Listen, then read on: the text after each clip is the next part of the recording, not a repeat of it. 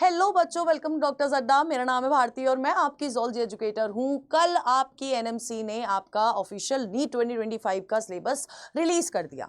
As such अगर हम लोग सिलेबस देखेंगे, ज़ूलॉजी स्पेसिफिकली अगर हम लोग देखेंगे तो कोई मेजर चेंजेस नहीं है। इनफैक्ट मैं बोलूंगी कोई चेंजेस नहीं है, लेकिन फिर से लास्ट ईयर की तरह एक बहुत बड़ा कंफ्यूजन जरूर है कि वहां पर स्ट्रक्चरल ऑर्गेनाइजेशन इन एनिमल्स वाले चैप्टर के अंदर एनएमसी लिखती है कि आपका जो इंसेक्ट के बगल में एक ब्रैकेट बना के शानदार तरीके से फ्रॉग मेंशन किया गया है, जबकि एज अ बायो स्टूडेंट हम सबको पता है कि जो फ्रॉग है बेटा जी वो इंसेक्ट नहीं होता है, वो आपका एक एम्फीबियन है।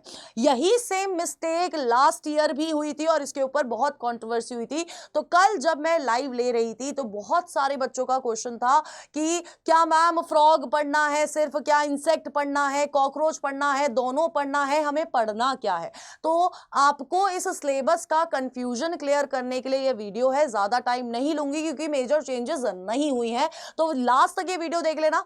तो सबसे पहले अगर हम लोग बात करेंगे बेटा जी, अगर हम लोग बात करते हैं आपके स्ट्रक्चरल ऑर्गेनाइजेशन वाले चैप्टर की, तो वहां पर देखिए ये आपका बॉटनी वाला पोर्शन है ऊपर, जहां पर आपका मॉर्फोलॉजी है, एनाटमी है और ये सारी फैमिली है जैसे कि मालवेसी, क्रूसीफेरेसी, लेग्यूमिनेसी, कॉम्पोजिटे और ग्रामीने।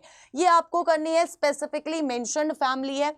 वहीं पर अगर ये वीडियो क्योंकि प्रॉपर ज़ूलॉजी स्पेसिफिक वीडियो रहने वाली है, तो एनिमल टिश्यूज वाला जो चैप्टर है, स्ट्रक्चरल ऑर्गेनाइजेशन वाला जो चैप्टर है बेटा जी, वहां पर आपको एनिमल टिश्यू भी पढ़ना है, आपको कॉकरोच भी पढ़ना है और फ्रॉग भी पढ़ना है। क्योंकि लास्ट ईयर जब ऐसा हुआ था तब बाद में क्लियर करने के लिए फिर से फ्रॉग और कॉकरोच दोनों बोला गया था।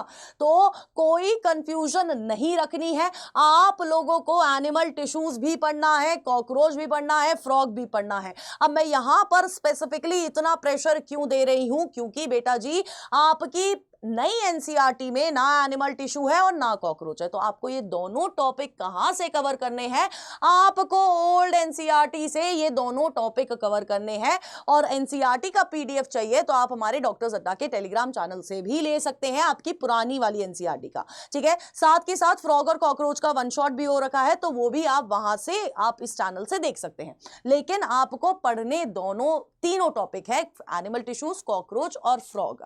ये चैप्टर 3 से 4 क्वेश्चन लेके आता है, तो ये चैप्टर बहुत इंपॉर्टेंट और अनसर्टेनिटी भी दिखाई देती है। कभी इस चैप्टर से 6 से 7 क्वेश्चंस भी आए हैं। नेक्स्ट आपका ह्यूमन फिजियोलॉजी है। ह्यूमन फिजियोलॉजी में पहले एक चैप्टर हुआ करता था डाइजेशन, जो यहां से हटा दिया गया है। अब यहां पर इस पीडीएफ के अंदर मैंने हर चैप्टर के इंपॉर्टेंट या मोस्ट रिपीटेड कंसेप्ट हाईलाइट करे हैं। जैसे breathing and exchange of gases से सबसे इंपॉर्टेंट जो टॉपिक आता है वो आपके पल्मोनरी वॉल्यूम से बहुत बार हर साल टॉपिक ये रिपीट किया जाता है, ठीक है। Next body fluids and circulation से आपका कार्डियक साइकिल हो गया, आपका ईसीजी हो गया, और डबल सर्कुलेशन से ये वाला टॉपिक पूछा जाता है। ये मोस्ट रिपीटेड टॉपिक्स में से भी आ जाता है। एक्सक्रीटरी प्रोडक्ट्स में से आपका मोड ऑफ एक्सक्रीशन से क्वेश्चन आते हैं, क्योंकि कहीं ना कहीं मोड ऑफ एक्सक्रीशन हम लोग एनिमल किंगडम में भी पढ़ते हैं, ठीक है। इसके अलावा रास मैकेनिज्म और डिसऑर्डर से क्वेश्चंस पूछे जाते हैं, ठीक है। अगर मैं नेक्स्ट देखूं, अगर मैं लोकोमोशन एंड मूवमेंट देखती हूं, तो यहां पर डिसऑर्डर से क्वेश्चन आएंगे, यहां पर मसल कॉन्ट्रैक्शन से भी क्वेश्चंस आएंगे, ठीक है। Next neural control and coordination, यहां से आई इस साल भी नहीं है, लास्ट ईयर हटा दिया था।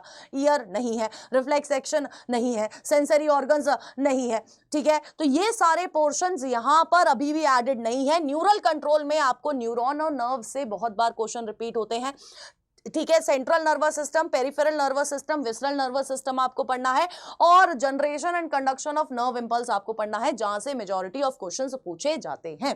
वहीं पर हम लोग केमिकल कंट्रोल एंड कोऑर्डिनेशन की बात करते हैं, तो इसके हार्मोन मैकेनिज्म से एक क्वेश्चन पक्का आता है, और साथ के साथ क्वेश्चन आता है आपके डिसऑर्डर से, कौन से हार्मोन की वजह से कैसा डिसऑर्डर हो सकता है, ठीक है। नेक्स्ट अगर हम लोग देखेंगे बेटा जी, नेक्स्ट अगर हम लोग देखेंगे तो आपकी आ जाती है class 12th, that is reproduction वाली यूनिट आ जाती है। अब जब हम लोग रिप्रोडक्शन वाली यूनिट की बात करते हैं तो ज़ूलॉजी में आता है सबसे पहले आपका ह्यूमन रिप्रोडक्शन, है ना। ह्यूमन रिप्रोडक्शन का मोस्ट रिपीटेड टॉपिक है कि वो आपसे मेल और फीमेल रिप्रोडक्टिव सिस्टम से क्वेश्चन पूछेगा ही पूछेगा। इसके अलावा मेंस्ट्रुअल साइकिल और गैमेटोजेनेसिस से क्वेश्चन आएंगे और इस चैप्टर से 4 से 5 क्वेश्चंस बनते हैं। वहीं पर रिप्रोडक्टिव हेल्थ की अगर बात करें तो रिप्रोडक्टिव हेल्थ में स्पेसिफिकली क्वेश्चंस आते हैं आपके कॉन्ट्रासेप्टिव मेथड से, और कॉन्ट्रासेप्टिव मेथड में भी सबसे फेवरेट कौन सा है, आईयूडी से क्वेश्चन आता है और 2 से 3 क्वेश्चन इस चैप्टर से भी पूछे जाते हैं। यानी कि एज अ यूनिट देखा जाए तो 6 से 7 क्वेश्चन इस यूनिट से पूछे जाते हैं और एक one of the most high weightage unit हम लोग इसको कह सकते हैं। नेक्स्ट आपका इवोल्यूशन हो गया। इवोल्यूशन से 3 से 4 क्वेश्चन पूछे जाते हैं। यहां पर अगर मोस्ट रिपीटेड कंसेप्ट की बात करी जाए तो एविडेंसेस से क्वेश्चन आएंगे, homologous analogous organ. Adaptive radiation का जो वो चार्ट है उससे क्वेश्चन आते हैं, और ह्यूमन इवोल्यूशन यानी कि इवोल्यूशन ऑफ मैन वाले पोर्शन से क्वेश्चन आते ही आते हैं। नेक्स्ट अगर हम लोग देखें इस चैप्टर से 3 से 4 क्वेश्चन आ रहे हैं, यानी कि 12 से 16 नंबर देके जाएगा, ठीक है। वहीं पर अगर ह्यूमन हेल्थ एंड डिजीज की बात करी जाए इस चैप्टर से 3 क्वेश्चन पूछे जाते हैं। अगर मोस्ट रिपीटेड कंसेप्ट बताऊं बेटा जी तो कॉजिंग डिजीज से एक मैच द फॉलोइंग आ जाएगा कि कौन कौन सी कॉमन डिजीजेस है। इम्यूनिटी से एक क्वेश्चन आता है और एक क्वेश्चन पूछा जाता है ड्रग्स से, वो भी उसके डायग्राम बेस्ड कि किससे कौन सा ड्रग एक्सट्रैक्टेड है, ऐसा क्वेश्चन पूछा जाता है, ठीक है। नेक्स्ट अगर हम लोग देखते हैं बेटा जी, नेक्स्ट आपकी लास्ट यूनिट बन जाती है आपकी बायोटेक्नोलॉजी वाली यूनिट। इस यूनिट से 8 से 9 क्वेश्चन पूछे जाते हैं, ठीक है। 8 से 9 क्वेश्चन इस यूनिट से पूछे जाते हैं, जिसमें से 3 क्वेश्चन या 4 क्वेश्चन आपकी पहले चैप्टर से आते हैं और बाकी के 4 क्वेश्चन या 3 क्वेश्चन आपकी दूसरी चैप्टर से आते हैं। तो ये जो यूनिट है, ये यूनिट स्पेसिफिकली आपको यहां पर नई एनसीईआरटी फॉलो करनी है, क्योंकि नई एनसीईआरटी में टिश्यू कल्चर वाला पोर्शन इसी चैप्टर में ऐड किया गया है। तो सिलेबस में देयर आर नो चेंजेस।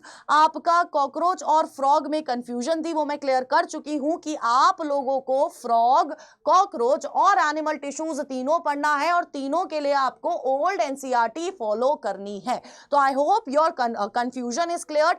पिछली बार भी ये कंफ्यूजन थी, इस बार भी है, लेकिन इस कंफ्यूजन को दिमाग में नहीं रखना, दोनों चीज पढ़नी है एंड अच्छे से पढ़नी है। और अगर ऐसा और भी कोई चीज आती है तो आप स्टे ट्यून्ड ऑन डॉक्टर्स अड्डा, क्योंकि इस चैनल पे आपको सब कुछ सही ही मिलेगा। तो स्टे ट्यून्ड ऑन डॉक्टर्स अड्डा। 1 शॉट हो चुका है आपके फ्रॉग और कॉकरोच का, वो आप जाके देख सकते हैं। एंड हाईलाइटेड पीडीएफ आपको हमारे टेलीग्राम चैनल पे ये वाली पीडीएफ में मिल जाएगी, जिसमें मैंने मोस्ट रिपीटेड कंसेप्ट बता रखे हैं, हाईलाइट कर रखे हैं हर चैप्टर के ज़ूलॉजी वाले पोर्शन के लिए। Till then tata bye bye and मेहनत करते रहो and stay tuned on doctors Adda. Bye.